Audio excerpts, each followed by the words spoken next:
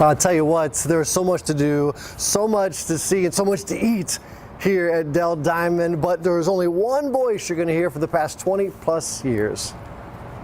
The pitch to Terry. High drive deep to left field. Back it goes. That ball is launched. Mike Capps is the director of broadcasting for the Round Rock Express.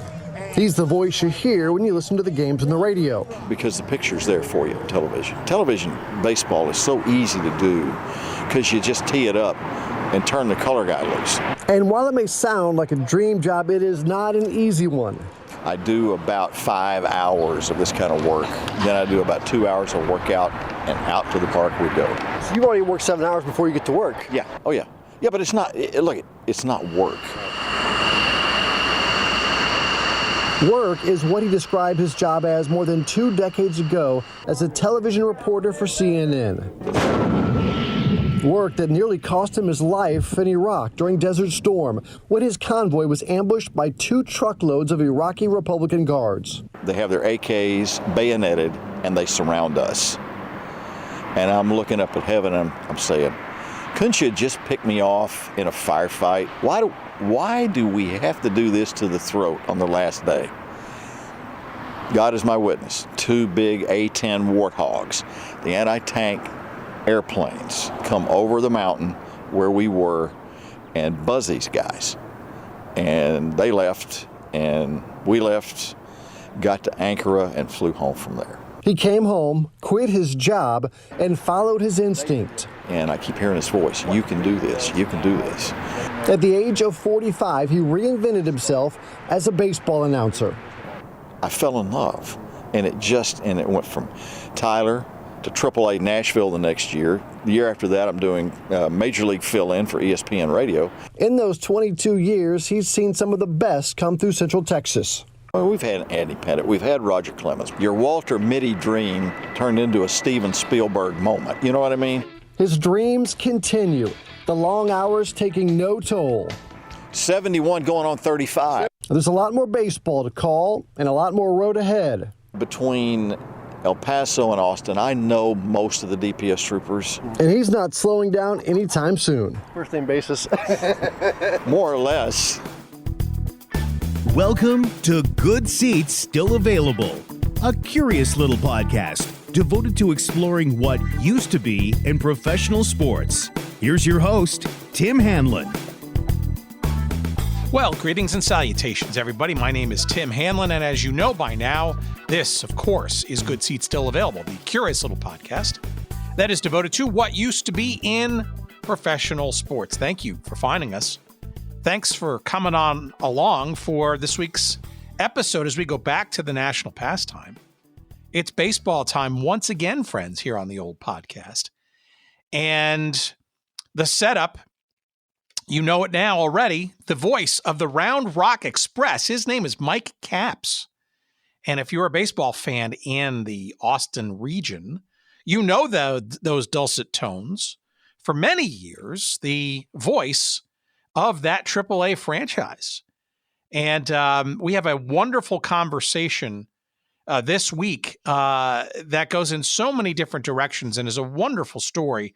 But it centers on our sort of little adjunct into our conversation this week is the new book that Mike has out, posthumously co-authored by the legendary Chuck Hartenstein, or Hartenstein, former player in baseball of renown, played with the Cubs for a bunch of years, and certainly had his share of time in the minors. The name of the book is called Grinders, Baseball's Intrepid Infantry. And it's a wonderful story that it actually seeks to be kind of almost a metaphor for life generally.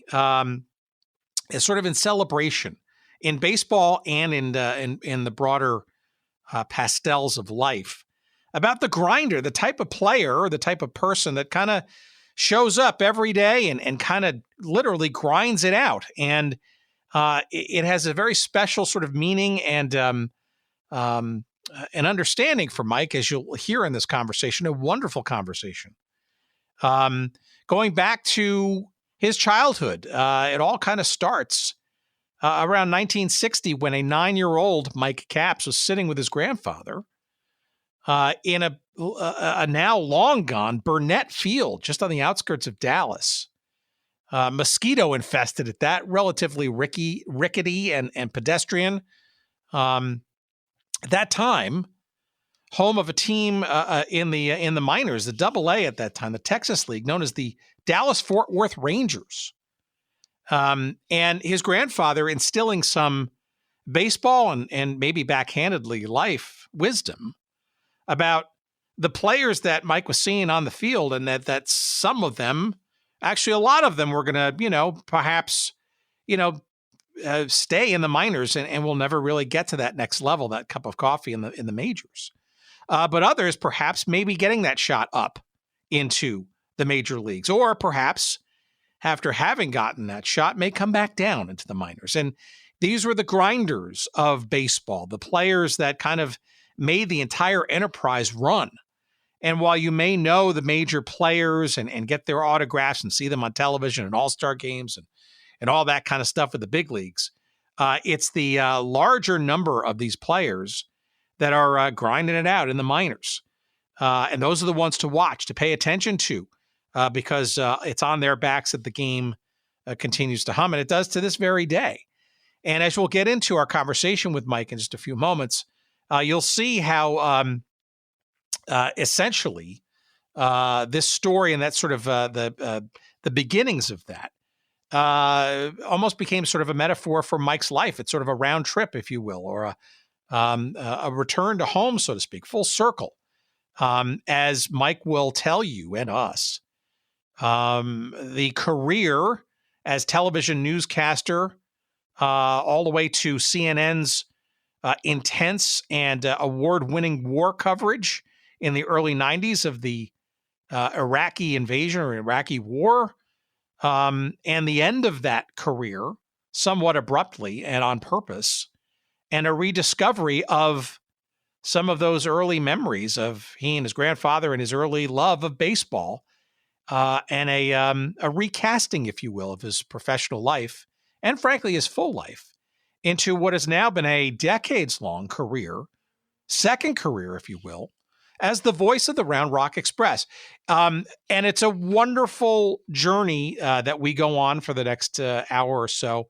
And it touches all kinds of things forgotten and defunct and previously domiciled. Not only do we talk about the Dallas-Fort Worth Rangers, but also the Dallas-Fort Worth Spurs, which came a few years later and was really the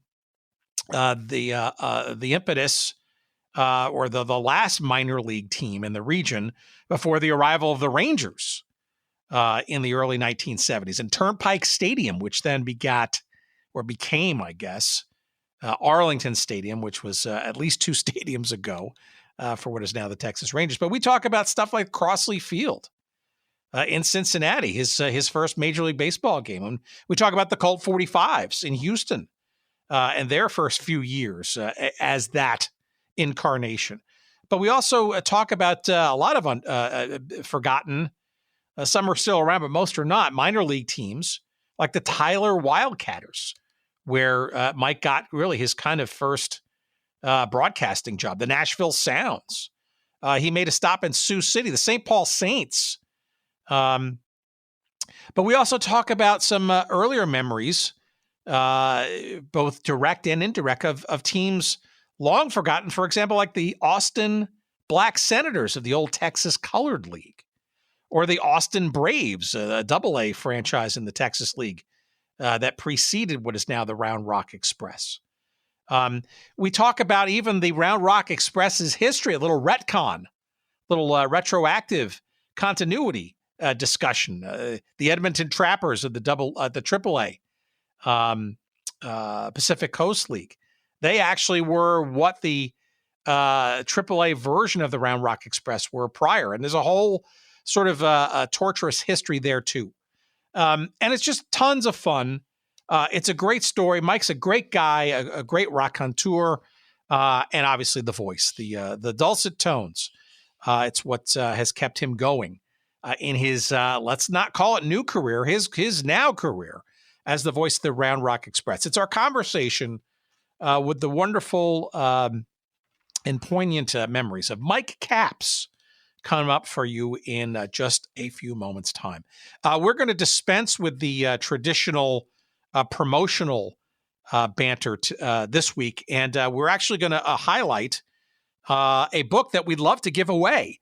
We really couldn't sort of squint hard enough to kind of warrant a full-on episode for the topic of this book. But Jason Cannon has a brand new book out from our pals at the University of Nebraska Press about Charlie Murphy, one of the historic owners of the legendary Chicago Cubs. Obviously, doesn't qualify for our little corner of the world because the Cubs are still very much alive.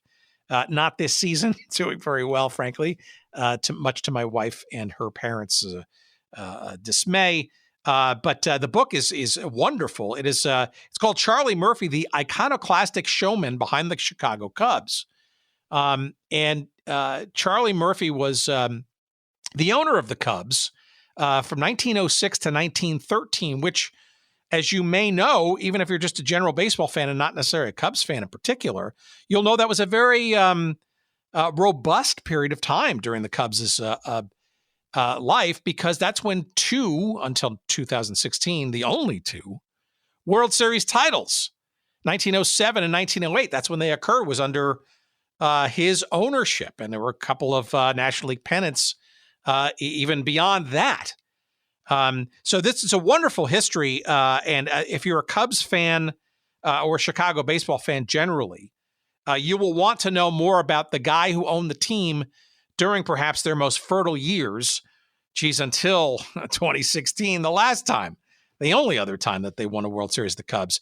It's Charlie Murphy, the Iconoclastic Showman Behind the Chicago Cubs. That's the name of the book. We'll have a link to it on our website at goodseatsstillavailable.com. You can order it now. It just came out. Again, University of Nebraska Press. But we have two copies, count them, to give away to our fair listeners out there. If you could be the fastest fingers first, all you got to do is send an email answer to this trivia question. Be one of the first two people, and we'll just timestamp them whenever you hear it, and send us the correct answer to this trivia question to hello@goodseatsstillavailable.com. You will win a copy of this book, and I'll send it to you. I'm holding it right now in my grimy little hands. I will clean it off and make sure that you get it post haste for your correct entry. And now, what is that trivia question? Well, here it is. Charles Murphy, Charlie Murphy, the owner of the Cubs, again, from 1906 through 1913. All you need to do is tell me what is or was, see what I did there, the name of the ballpark that the Chicago Cubs played in during Charlie Murphy's ownership. There's only one. What was the name of the ballpark that the Chicago Cubs played in and won 2 World Series and a bunch of National League pennants on top of that during his ownership of the team between 1906 and 1913? Just got to tell me the name of the park that the Cubs played in during his ownership. Again, hello@goodseatsstillavailable.com. That's where you email in your answer, your guess. And again, the first 2 correct answers to that question will receive a free copy of the hardcover, brand new spanking edition, Charlie Murphy, the Iconoclastic Showman Behind the Chicago Cubs. Thank you to the University of Nebraska Press and to author Jason Cannon. We wish you nothing but success with the book. And we move on. Let's get now into the minors, largely, although couple of cups of coffee with some major league memories too. With the great Mike Capps, we kind of get into the conversation somewhat sideways from a mutual work world of what we used to both of us be in, is the world of broadcast television news. But it's a great entree, and you will love the conversation. Here it is. Please, as always, enjoy.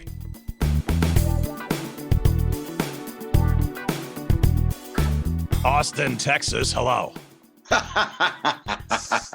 Sorry, that's my very bad imitation of Larry King from back in the day. How are you? Well, you know what's funny about about that. Larry and I knew each other very, very well. I was on his Larry King Live program. So was I, actually on the radio, but I digress. Go ahead. This was during the Gulf War when I was covering it for CNN. I was on almost every night in the summer of '92 during the Midwest floods. The guy was just a savant in so many ways, and his interview, he would do book interviews without reading the book because he wanted to ask. He would do all interviews without reading anything. Well, that's right. That is true. And I know several guys who worked very closely with him, and they just marveled at it. Just marveled at him. And it was, I don't know. I just thought he was a trip, man. It was awesome. Well, you and I are a little cut from the same cloth. I actually remember your CNN days quite vividly, actually, because at the time I was working as a little cub news producer at the Washington bureau of CBS News. Great. I went to undergrad at Georgetown and interned there and stuff. And that's ultimately, well, it wasn't awesome when you looked at the paycheck each week, but but these were the Larry Tisch years. But sure. We were, to see all these, this was still, I think, really the late '80s, early '90s, right? Was still sort of this halo, I guess, of the last vestiges, I guess, of the three sort of major broadcast television networks and news groups and all that. Tiffany Network in particular was CBS, and CNN was literally just eating our lunch on an hourly basis. And then when the Gulf War hit, it was just the ultimate expression of, I know it was a different experience for you, but the ultimate realization that the infrastructure of broadcast television news just was not going to keep up from here on out. Yep. And you know what? Let me just run this at you, Tim. I've always believed that had those three jumped in and tried to do something similar, they could have done it better. But Ted had this idea that guys who were eager to get in the trenches and go anywhere and do anything on a moment's notice. I hate to use the term grinders because my book is about this, but we're grinders and would ultimately get it done. But I'll tell you, I always believed, and there was a lot of angst in Atlanta in the days that I was trying to put one of those together. God almighty, it cost them so much money just every day. Well, let's use that sort of as a prelude, because obviously the story of your book starts obviously earlier than that, from when you were a kid. But let's get into what your, let's call it, first career was, because I think it's important to kind of set that sort of bar, because it certainly sets the springboard for where you are now and what you've been doing with your life ever since. But so tell our audience why they might, of a certain age, who might hear tinges of memory in this voice of yours, perhaps from another place, not calling games on a baseball diamond, but over the air on television, either locally or with CNN on cable news. Well, if you lived in the Dallas-Fort Worth area in the 80s to the early 90s, well, actually to 1990, I was on WFAA, the ABC affiliate, all sorts of different coverage. I was the first television reporter in the history of the state of Texas to witness an execution. I covered 16 space shuttle missions. We ran a newsroom. Marty Haig was an old CBS operative who ran WFAA and ran it exactly like a network newsroom. We took Lear jets all over the country, all over the world, literally, to cover news. And so that was a wonderful 10-year experience. I had a year out of FAA and was the deputy bureau chief and assignments manager for the ABC Midwest Bureau in 1986 and 87. And that was a unique experience because it made me understand management much better. And I wasn't on the air much then, but at FAA during Hurricane Alicia, I was on ABC at the top of the program, both East and West Coast, with my coverage of Alicia hitting Galveston and Houston. And it was the first time non-network correspondent, had led both broadcasts at ABC. So that was kind of cool. And then we got over to the Gulf War, and I had only been aboard CNN in June of '90, and by November the 1st or late October, I was already over there, and I came out briefly and then came back. I was over there 8 months total. So yeah, there were like Bernie Shaw and I guess Tom Mentir. I'm trying to think of some of the other names that I remember. Well, and yeah, they were there before us because they were there. They were there. Actually, I was there before them, and then they came over, and they were, pinned down there in Baghdad, and some magnificent reportage of them being pinned down in that hotel with guns a-blazing and rockets going off. And Bernie Shaw was and still is one of the all-time greats in my mind. It's just a tremendous broadcaster. And that Gulf War coverage, I think, did a lot to set CNN apart, if it already hadn't set itself apart from its Tiananmen Square coverage. But that Gulf War, the constant din of 24/7 CNN being on the air. Tim, I came out 2 different times and was coming through the Amsterdam airport one morning at 6 a.m. and got stopped 6 times by people wondering if I was going into or coming back from the Gulf War. And I never got into that business for self-aggrandizement. I was more of a slug reporter than anything else. But I was just amazed that so many people had been watching. I mean, 6 a.m. in the Amsterdam airport. Are you kidding me? It was just unbelievable. Just unbelievable. Well, maybe you describe a little bit. That clearly had an effect on your life on a whole bunch of different realms, right? Because, and I remember actually, not this is part of the story, but I mean, when I was at CBS, I did have that opportunity to kind of go if I wanted to. And I Sure. I'm just out of college. I'm not quite sure. And everybody's assuring it's relatively safe because it's embedded and, it's the US and how could, but the reality is certainly much different. You're there literally before sort of the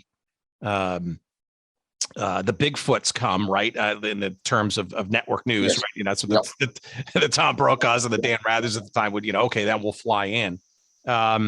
But it does have an effect on you, right? And it's not always obvious in the moment because the adrenaline is getting you through. You're doing your duty and you're reporting. But, maybe perhaps when you're on an airplane going or to or from Amsterdam, or you are, having something to compare it to once you're, if you will, out of that situation.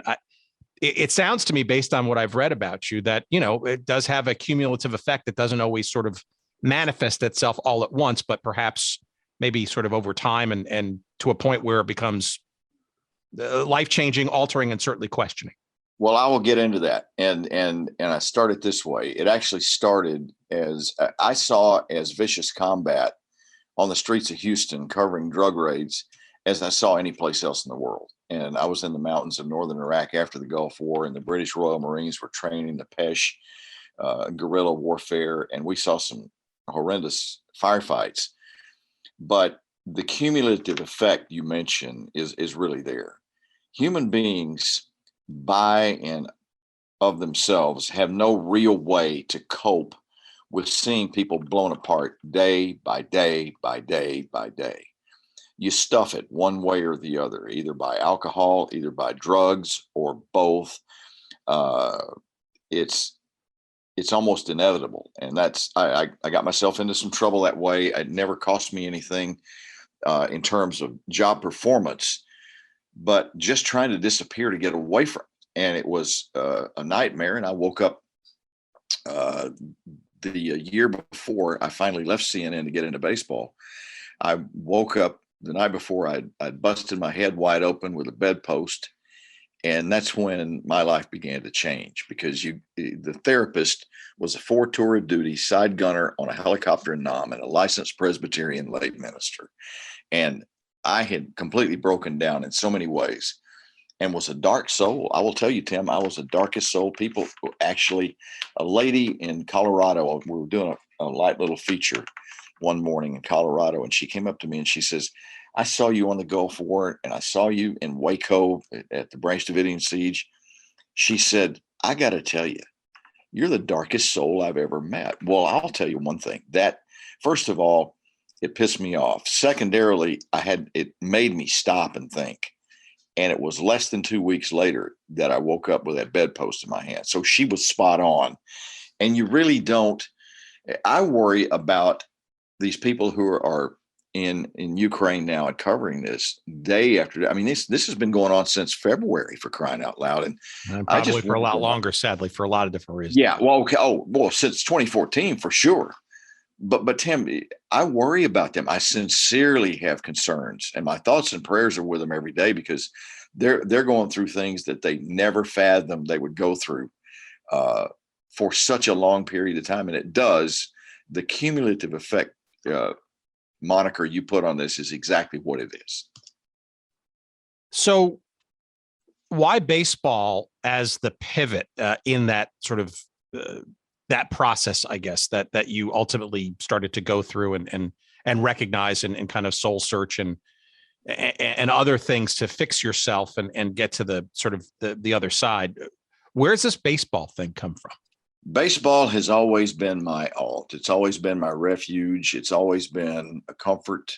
My grandfather and my dad gave me the game when I was 4 or 5 years old, and my grandfather started taking me to minor league games in Old Burnett Field, long gone, built in 1910. And I played in college, had a chance to sign, and did not even know it, which is a wild story. But well, we want to hear that. Yeah. Well, okay. So I'll give you the Cliff Notes version. I had been invited to an invite tryout camp only by the Montreal Expos, now the Washington Nationals. The scout was a fellow named Red Murph. He had scouted Nolan Ryan, signed Nolan Ryan, and he'd seen me play 3 or 4 times, and I'd seen him, didn't think much about it because I was from a town of 1,500 people, for crying out loud. So I get this invite, and I have fortunately had very good speed and ran well for him. And as this tryout camp is developing, he sits me down behind a dugout, out of sight from other scouts and college coaches who were there. And he tells me to cool my jets. Well, I didn't know what was going on. And finally, you know, at age 18, you're so full of vinegar anyway. I just stood up and said, I'm out of here. Well, 20 years later, I'm producing a documentary on Nolan for WFAA in Dallas. And I called up Red Murph and I said, hey, I'd like to interview you because of your signing of Nolan. Meet you at this certain ballpark in Arlington, he says. So we're sitting there, and he said, your cousin Billy Capps is a dear friend of mine, but you don't know this, but I know you. I remember you. He said, you ran blazing speeds for us in this tryout camp. What you didn't know, you are the dumbest son of a bitch that ever walked the face of this earth. And I said, excuse me? By now, John Sparks and I had produced coverage, and I had reported coverage of the SMU football scandal. We broke that story. We didn't end up on ESPN 30/30 for several reasons, because, well, one of them was that the guy who filmed that thing actually was an SMU graduate, which was fine. But we're the guys who did that. And so all of this compendium is whipping around, and Murph says, there's a second reason you didn't, but I'll give you the first. And he says, here's the deal. We saw those legs. I had seen you get a double off the second fastest pitcher I ever saw in Texas high school next to Nolan. And he said, I'm thinking, I haven't seen another scout, so I don't have to use a draft pick. I was going to sign you as a non-drafted free agent and send you out to see if those legs would play. And he said, the second reason was there were 12 Division I college coaches wanted to know where you went. Well, Tim, if you look at it today, everybody, there's so many scouts and so many guys looking at players. They would have known exactly where to go to get in touch with me nowadays. Not so much then. But Red handed me a scout's card. I worked part-time for him. helping him run off tryout camps. When I was back from CNN, I'd go see a player he needed that he couldn't get to see, whether it was amateur or professional player. And this turned into, as I left CNN, I called Red and I said, we're going to write this book we've been talking about. And that was the first book I wrote, The Scout, Searching for the Best in Baseball. My grandfather sat with me for day after day after day at that old ballpark. And we came to a point where they're playing the Minneapolis Millers, the Red Sox affiliate, Dallas Fort Worth Rangers, the Kansas City Athletics affiliate. That tells you how long ago it was. And he points at the left fielder. He says, watch that guy. He's going to be big. Well, I guess so. Carl Yastrzemski. But on his score sheets, he had check marks alongside 5 or 6 players from both teams. And I said, what are those check marks? He said, these are guys, probably next week or the week after, you'll see some of their names in box scores in the big leagues. And then they'll come back down to Minneapolis or to Dallas, Fort Worth. And he said, those guys are the engine that drives baseball's bus. And you know what? That stuck with me. So all that to say, all this information to tell you, baseball has been my alt. I played football in high school, got 6 concussions, couldn't continue on, but it's always been baseball. Always, always, always. And I have so many people to thank for that. Well, so tell me the genesis then. So this also stretches back, this love of the game, or at least this understanding of the game stretches all the way back to when you were a kid, right? And that's what struck me, obviously, in our adjunct into, forgottenness, right? This Right. thing called the it wasn't ever for too long of a team in the AA Texas League, the Dallas Fort Worth Spurs. Yes, sir. In Arlington, Texas, right? So maybe, and one of the themes that we've certainly learned over the last 5+ years of doing this silly little show is that there tends to be, especially with males, but I think it applies to females too, the more we sort of scratch the surface into women's sports too. But certainly there's a period of time in one's quote unquote normal all-American childhood where boys who are inclined towards things like sports, it's an impressionable time, 9, 10, 11, 12 years old. Yes. And some of those things kind of just maybe in an outsized way imprint themselves that somehow come back or stick with them, perhaps more than any other time in their developmental years, right? It sounds to me like you sort of fit that category when it comes to the sport of baseball. And maybe one surmises that sort of is a thread that wound up coming back to you, perhaps at a time maybe when you needed it most. Yeah, I couldn't have said it any better. You are so spot on about this. And I just, I'm not a religious zealot, but I am a man of faith. And I just believe that this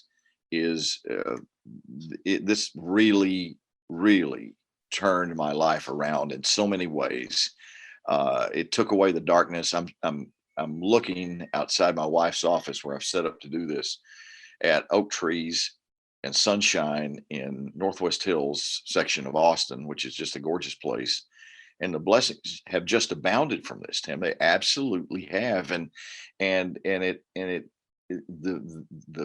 link to it all has to do with the game and faith and a wife and kids and grandkids who understand this whole thing and love it and are neck deep in it with me. All right, we're going to get into what you've been doing ever since in a couple of minutes, but just take me back to the 9, 10-year-old you and tell me what this Texas League was like, what you thought it was at the time, what your experiences of this Spurs team was like. And I guess what ultimately became a pretty long-lasting friendship with a guy that's actually was sadly recently passed, part of your current book about grinders. And because it's clear that what you were experiencing at the time, the seeds were being sown. But I guess the point is in the beginning, what are your first memories of going to this thing called baseball that's, if you will, professional in scope, and what was it like back then? This is before even Arlington had the Rangers, right? Well, I'm going to take you back further than Turnpike Stadium and the Spurs. I'm going to take you back to the Dallas Fort Worth Rangers, They were in the American Association, which was then a AAA league, and that's my baseball roots. The ballpark no longer exists. It was built in 1910 across the river from downtown Dallas, and it was run down and ramshackled.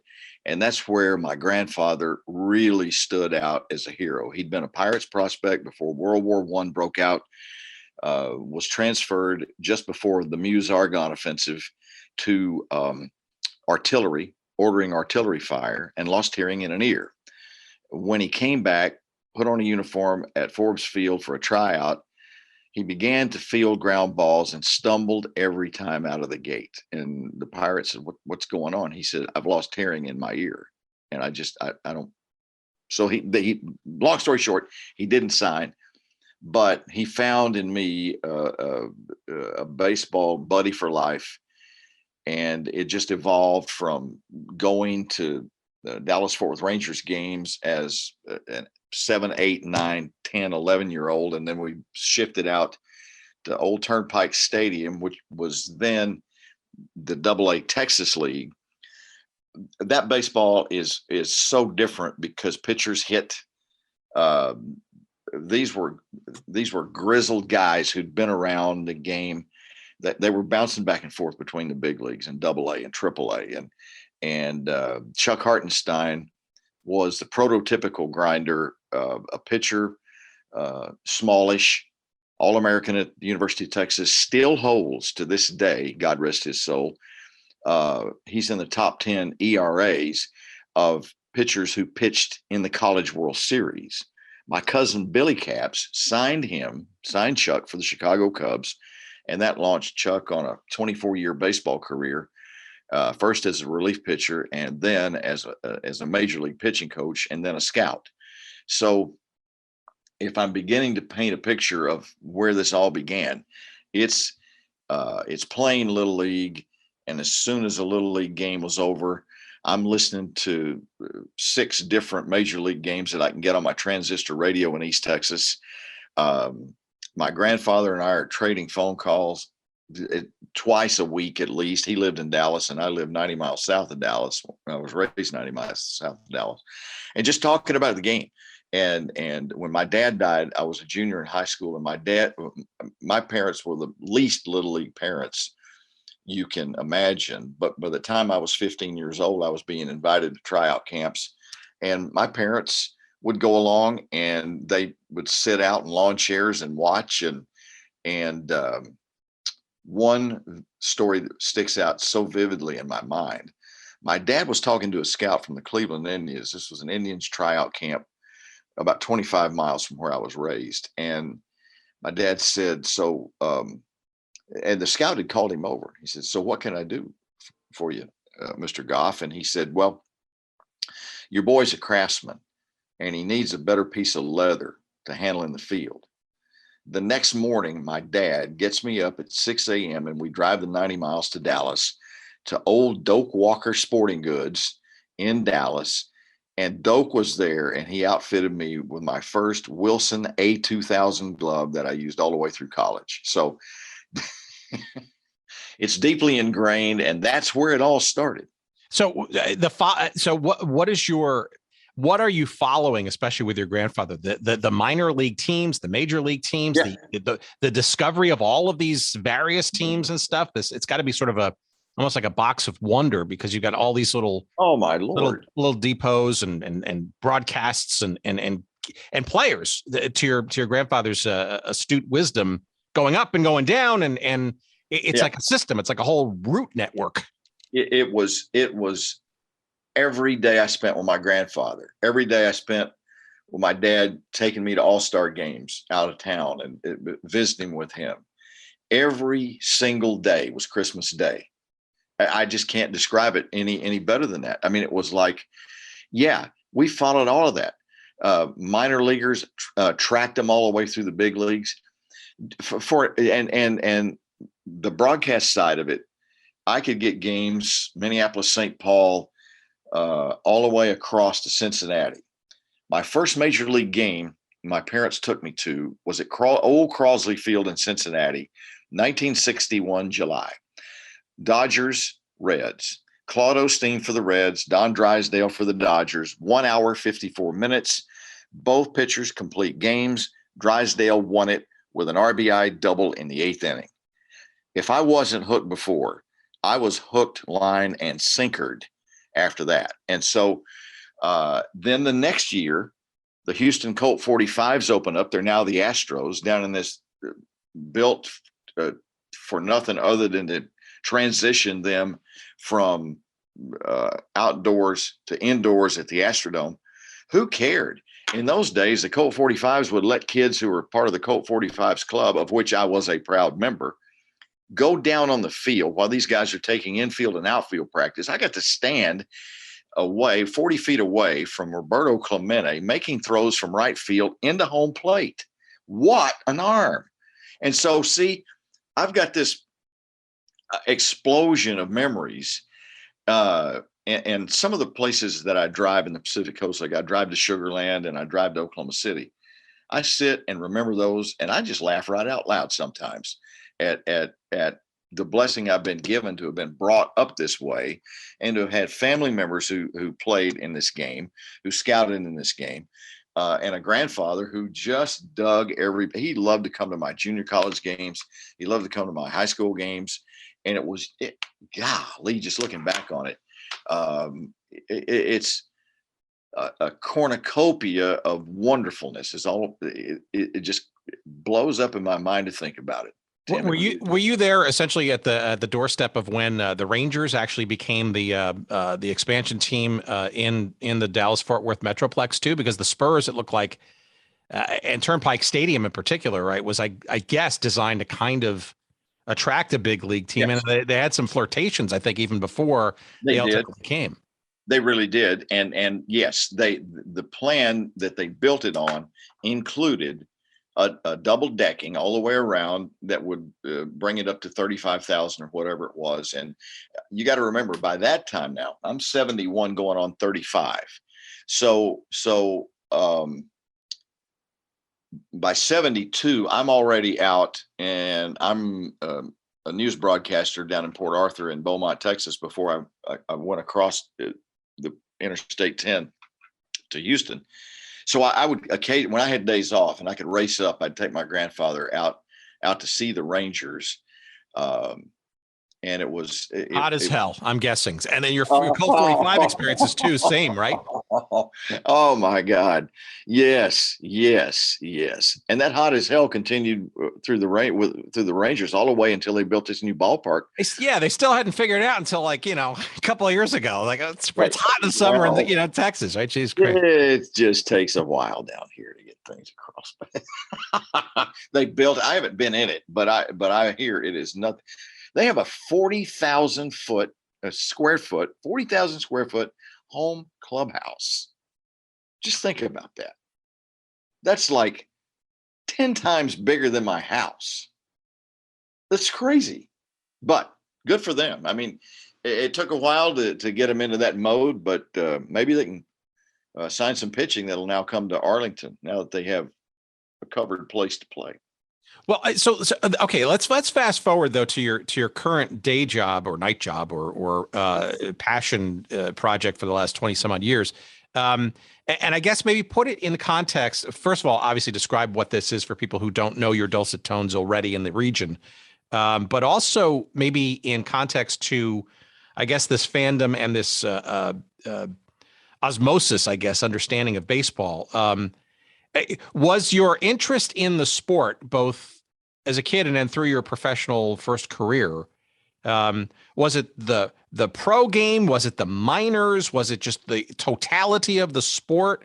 Because obviously where you are now is clearly about as top tier as you can get without being an MLB.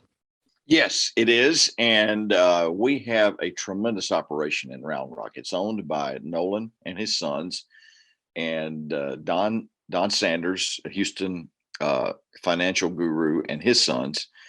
And it's run just like a major league team. It really is, and always has been. And so I have done several fill-in Major League Baseball games for ESPN radio and for the Rangers and for the Astros. And it's this every night. And as soon as we get done with this, I'm going to start to prep for tonight's game. It takes me about anywhere from 3 to 5 hours, depending, to get ready for a game. But the joy of it is stepping in, the light comes on, and we rock and roll for 3 hours. And there are 64 ex-Major League players that live within a 40-minute drive of our ballpark, Dell Diamond. And I take advantage of them, and I have as many of them on as can make it. There are former Major League scouts here. There are college coaches. We have like 5 great college programs within a 30-minute drive of the ballpark. We're just baseball blessed here. Everybody thinks that Texas is a football state, and by God it is, but it's a better baseball state than a lot of people think. And there's a lot of good stuff going on. And Dell Diamond, where I've been fortunate to work since the year 2000, when that ballpark and that the Texas League team first, now it's AAA, opened up. And it's just, it sort of is the ultimate result of everything that's happened. And I've said to people many, many times, and you'll understand this having been in the big time news business, Tim, the things that I went through, the interviews. I mean, I've interviewed 3 seated presidents and I don't know how many U.S. senators, and I've interviewed people on death row in Texas and death row in Missouri, and just the wide scope, all of this, the broadcast background. There's no way, had I not had that I would have had any kind of sophistication going on a baseball broadcast. Just wouldn't have happened. So that's why I say I'm 71 going on 35. I still have the fire of a 35-year-old at age 71. And I certainly don't feel my age. And certainly when I walk in the clubhouse, I think a lot of those kids look at me and my gray chin whiskers with great curiosity until they hear me talk and until they understand that I understand who they are and what they're about. And it all just turns into I seriously wake up some mornings thinking, thank you, God, for putting me in this situation. I can't imagine a major league job being better for me than this is. I mean, if somebody came to me and odds of this happening are about as great as me piloting a space shuttle, that somebody said, you want to come do 5 years in the big leagues and then call it quits? And I'd say, yeah. But other than that, this is nirvana for me, baseball wise. It really, really, really is. Well, it doesn't hurt that you still have the pipes, right? Well, that's certainly a blessing. And, you know, that's why we go out and do our hour to hour and a half workouts every day, and weights and outside sprints and walks with my wife and our dog. And yeah, it's how many people who have jobs that pay well have the time to get to do what I do in the mornings before I go to the ballpark in the afternoon. I mean, it just doesn't happen. Well, tell me how the gig happens in the first place, because you mentioned, and we haven't really pulled the thread yet about Nolan Ryan, because he's obviously crucial to this story, the ownership of the team, and all that kind of stuff. How walk us through how you get to this gig, because it's not sort of a natural evolution to go from calling the war action on CNN to, you know, being behind the broadcast booth for 22 plus years at the top tier in the minors. Well, it's been 26, and it began while we were promoting the Red Murph book at spring training in 1996. The Angels had a broadcaster named Bob Starr, and Bob had agreed to put Red on to promote the book. And God, Bob Starr was one of the best people I ever met, God rest his soul, and just a very, very, very underrated baseball broadcaster. This guy was terrific pipes, but he knew the game. He's working Red in and out of his play-by-play, doing an interview. And I'm thinking, good God, how in the world does he do that? And in between innings, I say, Mr. Starr, he says, I'm Bob, you're Mike. That's the way it's going to be. I said, okay. I'm 45 years old. am I too old to get started in this? He said, you are a puppy. You get started and you keep me posted. Tim, 2 phone calls later, I come up with a gig in the old and long forgotten Texas-Louisiana League, Independent League, doing ball games for the Tyler WildCatters. It was supposed to be 50 games, road games, ended up 100 games, including home games. You talk about hooked. The next year, I get a gig as the number 2 broadcaster for the Nashville Sounds, and that broadcaster and I are still friends. Until last year, he was the broadcaster for the Memphis Redbirds. We had a time. Then the next couple of years, I was an independent ball in Sioux Falls, South Dakota. Mike Veck owned that team. What was it? Whether the rate, something Sox, right? They were the Sioux Falls Canaries. Mike also owned in that league the St. Paul Saints. Now they're in AAA in the International League, and the Beck bunch still owns that franchise. Then that next year was wild. I was living in New York City, and Joe Klein, who used to be the general manager of the Texas Rangers, and I were dear friends, and he was the president of the old Atlantic League, still running, and it's still great. And he got me a job in Atlantic City, and that was some great baseball. I'd already been hired in during the winter meetings in 1998 to come to Round Rock, and I needed a gig for 99, and that was the gig. The old Cleveland Indians manager, Doc Edwards, God rest his soul, was the manager. Ruben Sierra, former star with the Rangers and the Yankees, was the center fielder. They had a guy named Chucky Carr who played in the big leagues years and years and years. Hector Villanueva, who was the personal catcher for Greg Maddux for years. They were all on that team, and the league was so good. That team and that talent couldn't come close to winning that league. It was just, but again, it's nirvana, and away we go. And, I'd already been signed to come to Round Rock in 98, knew it was going to happen. And that first year was a Steven Spielberg movie, if ever. There's so many great things happen. We averaged like 9,000 fans a night at AA. That was unheard of. We blew apart the AA national record for attendance. And it's just, we moved up to AAA in 2005, and that was another joyride, stepping up a level. And it's just, golly, it's just been remarkable how this has worked out. So you were a grinder, if you will, in pursuit of your second career, right? Where did you, as you sort of began that journey? You're in Tyler, you're in Sioux City. Nashville for a cup of, I'm sure, very strong coffee. Yeah. Where did you think this was going to lead after a couple of years into this? Well, I've talked to 4 different major league teams about major league gigs, so I thought that was going to happen. But about 10 years into the Round Rock gig, I told the guy who was a general manager then, I said, Round Rock may well be my big leagues. And I said, I'm going to continue to pursue big league jobs. But by now I'm 55 years old when I'm saying this, right? And that's sort of a dicey age.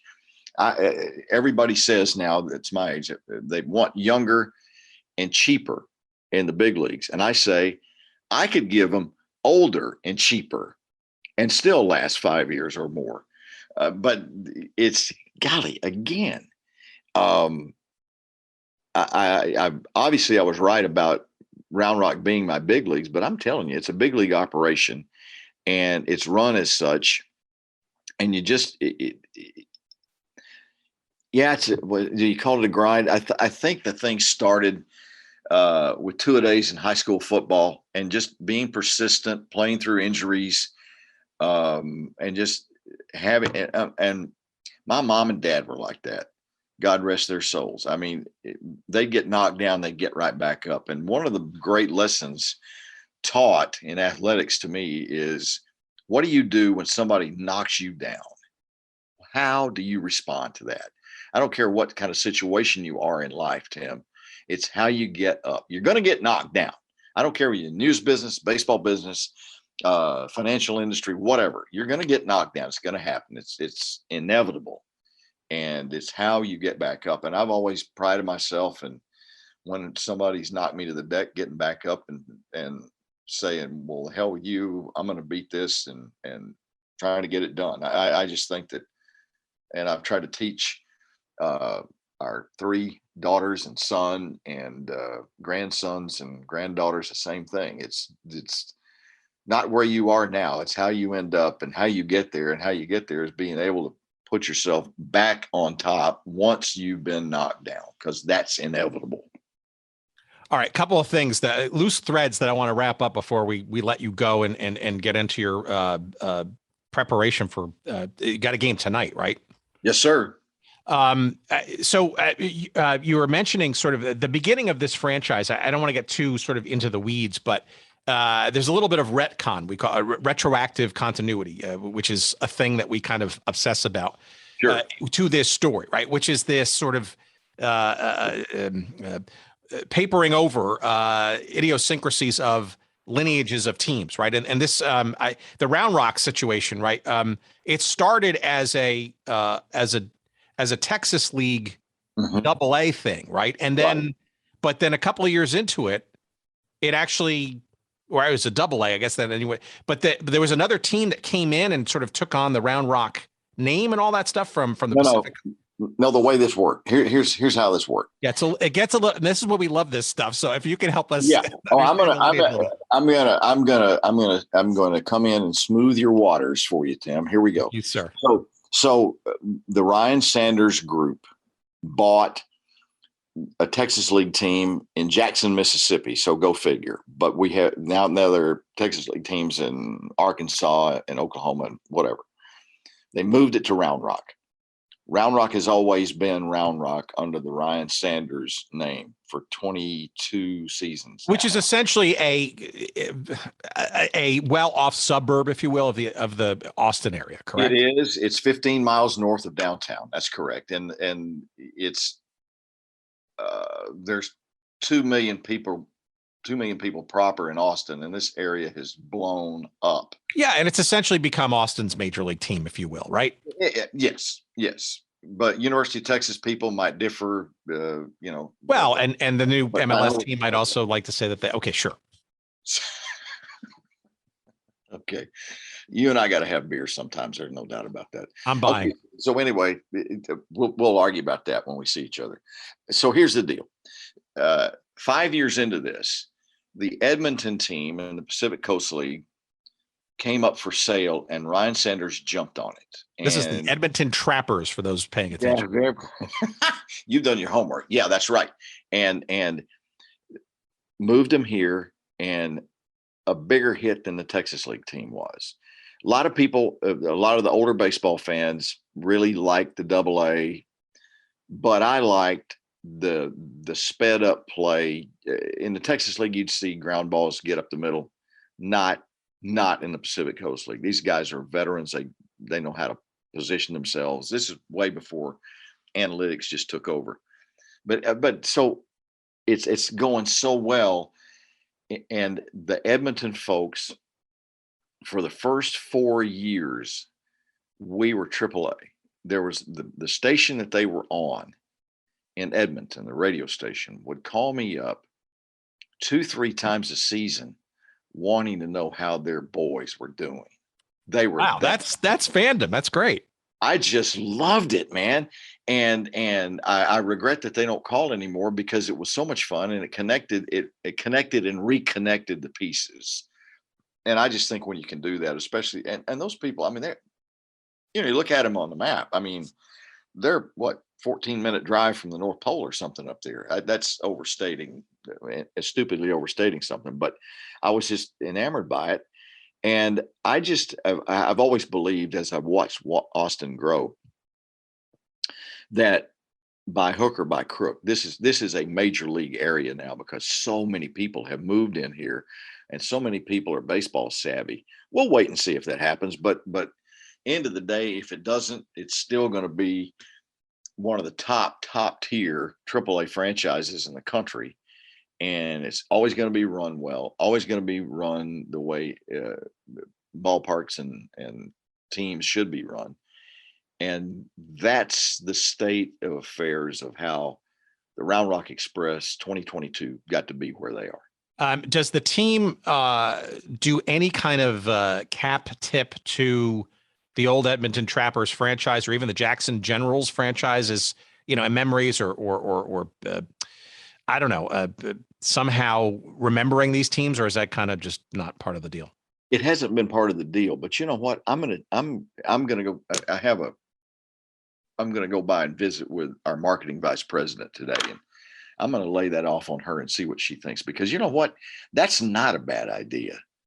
Especially what we do now. We do the Austin Black Senators were a huge hit back in the 20s through the early 40s, and we do homage to them once or twice a year, and our guys get decked out in Austin Black Senators uniforms and hats, and we do a thing called Copa de la Diversión, aimed at the Hispanic community, and we become the Round Rock Chupacabras. Nice. And it's all of that is done trying to attract people and trying to make them understand that there's a welcoming home for them if they come out and watch baseball out there.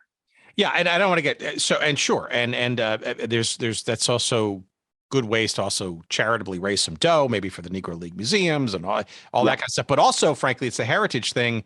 And cynically, from a business perspective, right, when you do those retro things, I mean, let's look at, say, the Carolina Hurricanes in the NHL, right? They have been newly appropriating, shall we say, of the Hartford Whalers logo and stuff. I mean, much to the consternation of the generations of still Hartford Whalers fans in Hartford. But it's, sadly, there's also a business motivation for some of this stuff, right? Because it's easy to print out, retro jerseys or special commemoratives and all that kind of stuff, right? Yep. I'm not advocating that being sort of the reason. It's probably more of a nice to have at the end of the day, and it covers costs and stuff. But, and look, to be honest, it's clearly a nook or a cranny of sports history is sort of that. But I do weirdly take sort of some, I don't want to say pride, but I do think it's important, right, to kind of get the history straight somehow. And there's generations like, I'm sure in your fandom there in Round Rock, right, who just, this thing that just shouldn't show up, from a space saucer and land in 2000 or 2004, whenever there was histories and situations that occurred before all of this. And yes, if any curiosity as to how and why this sort of is the way it is right now, most people don't care, but it's not unimportant, I don't think. Well, let's back up to 1967. That's when the Austin Braves left downtown Austin and that ballpark, and it no longer exists. So they've been starved for baseball here for 37 years, or 33 years until they got the AA Texas League team. And by that time, the city, the area had started to grow, and the Ryan Sanders family have always been deeply rooted into this community with the Nolan Ryan Foundation and ancillary businesses. They're in the banking business, they're in the ranching business and other businesses, and all of that said, they are invested wholeheartedly in this community, and I think that is one of the big anchors that folks look for. They're not, we go to cities that have outside ownership and don't have boots on the ground. And it's a different feel. There's a different feel to it. There's not that emotional attachment. I mean, there's all sorts of attachments to Nolan Ryan and his history from Texas and the things that the Ryan Sanders group have given back to this area. And so I think all of that is part and parcel. And those little lanyards, the hats, the jackets, the whatever, from different kinds of iterations of Texas League or AAA teams in Texas, all play so well to the older generations like me who remember those days and remember them very fondly. So all of that to say, I hate the term, it takes a village, but it really does to run a minor league team in a larger market. Like we're the 33rd or 34th TV market in the country now. And when we started here, we were like 56. So you can see how it's grown. And people remember those things from years gone by, especially the season seat holders who've been here since the year 2000. They remember, and they smile when they remember that. All right, two last questions then. Number one, Yes, you're pulling a couple of threads on this now to the point of it being maybe threadbare. But what of the current state of minor league baseball? Right, it's been an interesting couple of years. Major League Baseball essentially doubling down, swooping in, reorganizing everything, and I think you also hinted at some other aspect to this, which I'll sort of throw another log or two onto, and to broaden the conflagration, which is outside money, a private equity becoming much more of a pro sports kind of thing. They had a partial ownership stuff. It's always been about business, right? But sure, is it getting maybe on those two different angles too big business, and or are we possibly losing some of the joy and the idiosyncrasies of it? Or am I just reading into it too much and need to stop yelling at the clouds? You can yell at the clouds all you want if it helps you psychologically, Tim. That's but look, here's yes, it's big business, but I'm blessed to be in essentially a mom and pop operation that's big league of its nature. It's just a different kind of animal as opposed to those corporate entities you're talking about. I take great pride in that, and I think our fans do. I do worry about Major League Baseball becoming far too involved in what minor league baseball does, because there's an essence to this level of baseball that is really about fans and really about giving a game to people who want to see it, love to come to it, love to sit and have something to eat, drink some beer. Can afford it? Can afford it. Yes, that's really important. What I don't want to see, I also don't want to see, let me be sort of politic about this. I don't want to see our ballparks become gambling operations, and I'm concerned about that a little bit. I don't think they will. I really do not believe they will. But all of that plays into a big financial giant, and I think as long as Round Rock has the Round Rock Express and the Ryan Sanders Group own it, and the people who run it, we're going to be in good shape that way. And they've shown no interest that I know of to selling off to any of those corporations. I just think you can take something that is really tangential to a locale, like the Express have become a part of this community, really big part of this community over the last 22 years. I don't want to see that hometown, home fires feeling go away. That will ruin minor league baseball if that happens in totality, I believe. Do you fear that the Ryan ownership structure it almost feels to me like that kind of ownership approach has gone from being the majority of the ownership kinds of activities to being more the outliers now that all this other money and joint ownership and now MLB hardening or deepening has occurred? I think you can.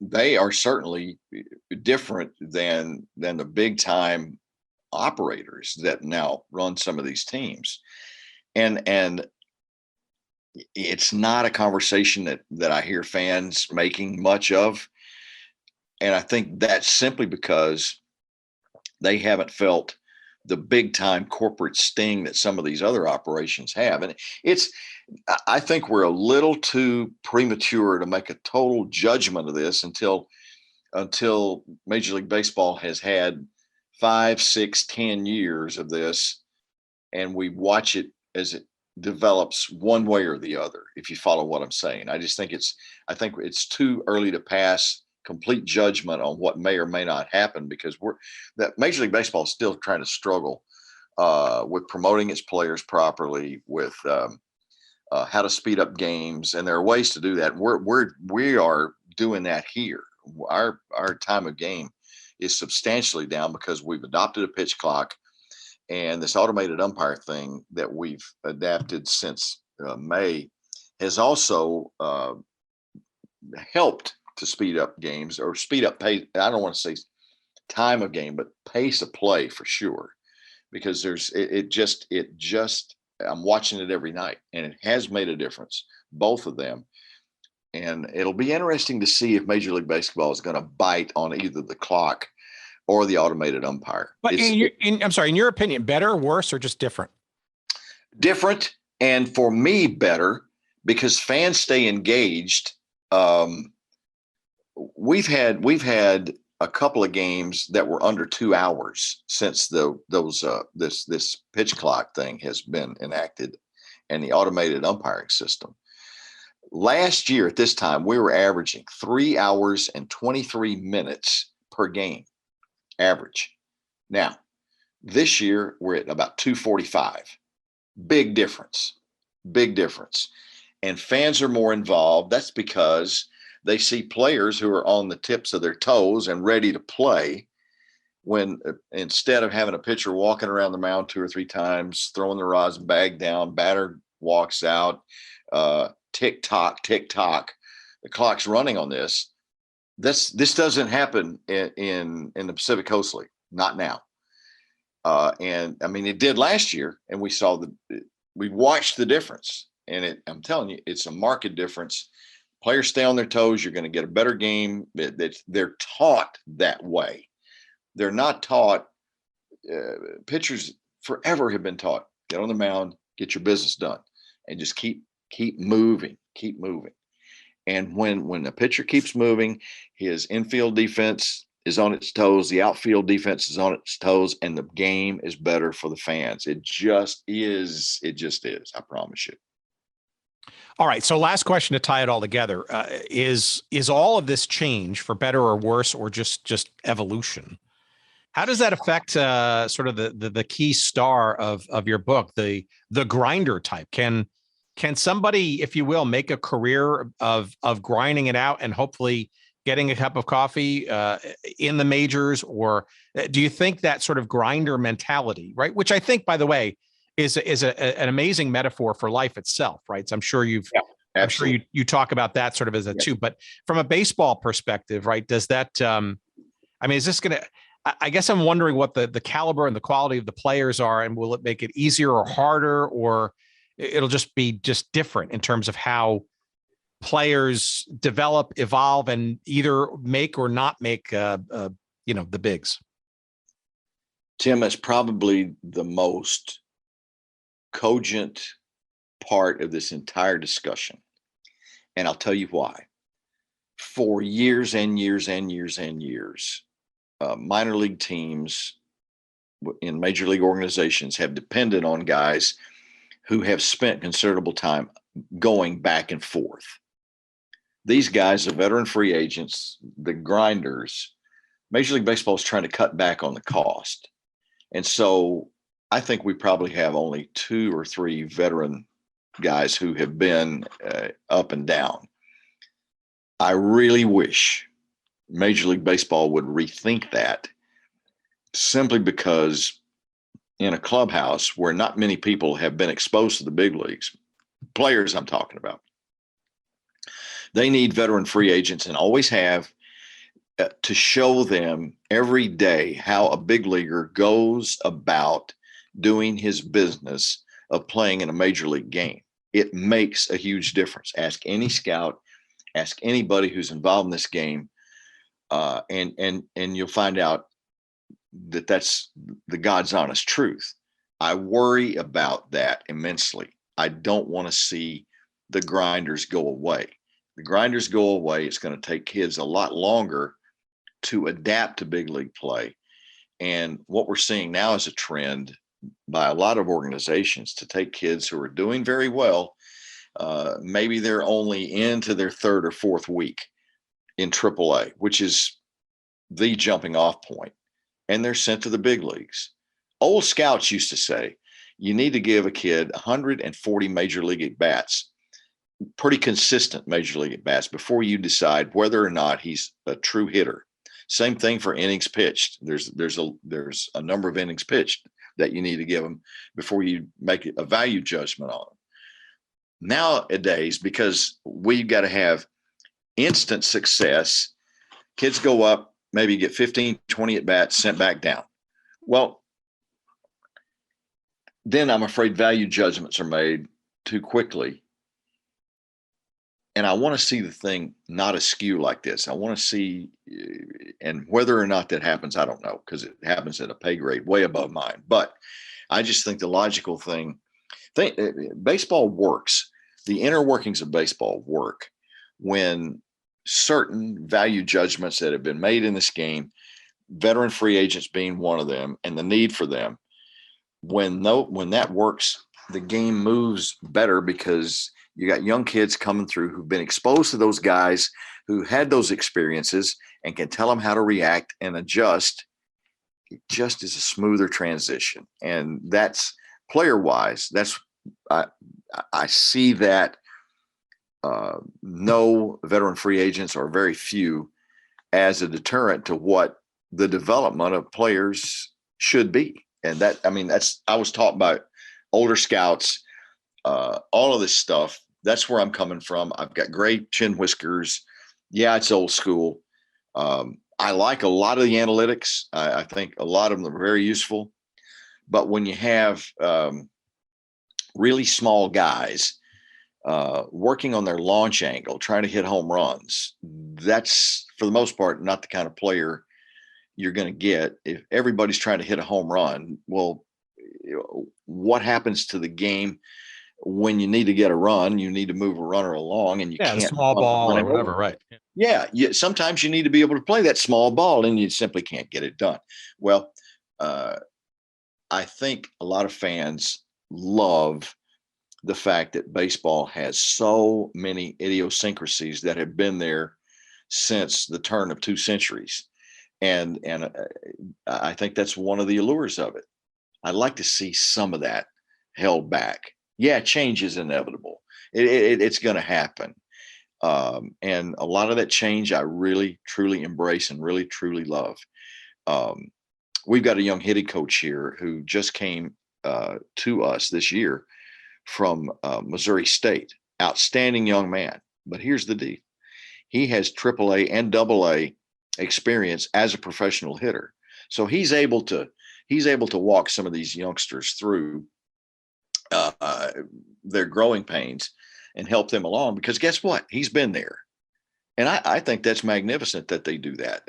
Guys who have had serious experience at AAA or AA and are able to hand that off. Veteran free agents, though, I think are so important to the future of this game.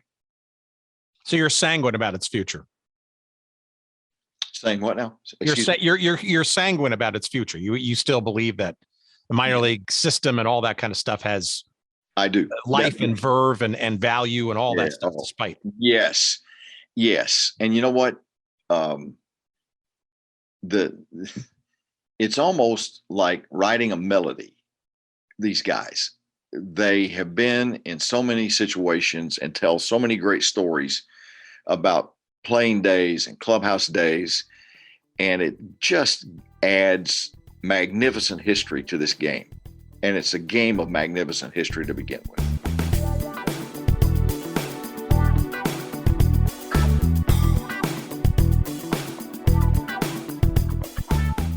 Just delightful. The Mike Capps experience. You can experience him, of course, as the voice of the Round Rock Express on all of those broadcasts. You'll hear him live and in color on Austin's Sports Talk AM 1300, The Zone. It also might be on 103.1 FM, The Zone. I don't know if they split the signal or simulcast it during the Round Rock Express games, but if you're down there in that area, well, you'll probably know that story and how that goes by now. But however you listen to the games, enjoy the play-by-play of our guest this week, Mike Capps. We thank him for taking time out of his busy broadcast schedule to join us in our little show and our little exploration of what used to be in pro sports. You can follow Mike on Facebook. You can follow him on Twitter at CappyBall, the number 12_6, at CappyBall 12_6. You can also follow him on the general interwebs by typing in the URL Capps, CAPPS, PBP, that's his play-by-play, CappsPBP.com. While you're on the internet, you can follow us at goodseatsstillavailable.com. That's where all of our shows, previous and to come, will be located. Of course, the easiest way is to just simply subscribe or follow us on your favorite podcast player. That's the best way to get the very latest and the very quickest episodes to your little listening device. You can send us email at hello@goodseatsstillavailable.com. Go right ahead. You can follow us on social media as well. We're on Facebook, of course. You'll find us on Instagram at Good Seats Still Available, and you will also find us on Twitter at Good Seats Still. Let's see. Oh, yes, we wanted to shout out the intro clip at the top of the show, and we did not want to forget the fact that that was a clip that came from a report from KVUE TV, the Tegna station down in Dallas-Fort Worth, and the reporter Rob Evans. That was his interview with Mike Capps, and that was originally aired, I think, back in April of this year. So we thank them for allowing us to set up this little episode with that great piece. We thank you and them for that. We also thank our pal Jerry Payne, of course. He and Metropolitan Atlanta, GA, doing yeoman's grinder-like work, as always, grinding another episode out. Much to his chagrin, 271 of these, Jerry. Can you believe it? I'm sure he can believe it. He's probably going nuts just remembering the fact that he's done this for so damn long. But we appreciate it, and we also appreciate you for listening, and more great stuff. Football and baseball and soccer and hockey and some tennis, I think, coming up, and some other stuff. You name it, we probably have it on the docket, and we look forward to getting them all presented to you in the weeks and months ahead. God willing, and God bless. Take care, stay safe, stay warm, stay cool. Gee whiz. Stay warm if you're, I guess, in New Zealand. We got a few listeners there, by the way. But just whatever, just keep the temperature somewhat at equilibrium, okay? And don't overdo it. Take care. We'll see you next week. Goodbye.